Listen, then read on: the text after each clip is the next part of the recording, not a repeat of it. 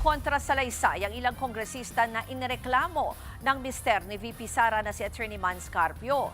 Kaugnay ito sa pagdawit nila kay Carpio at paglantad ng kanyang bank records sa impeachment hearing ng House Justice Committee.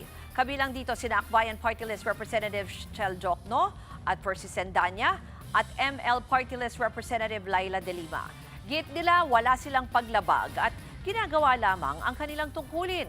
Hindi rin daw makakaapekto ang mga inihaing reklamo sa impeachment trial ni VP Sara sa Lunes.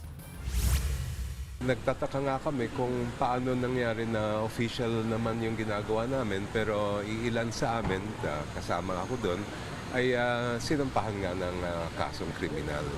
Ang sabi daw may mga violations ng iba't ibang mga batas, pero kami ay naniniwala na wala naman talagang basehan ang kaso. Pero siyempre, ibibigay namin sa prosecutor, sa Quezon City Prosecutor's Office yung pagpapasya niya.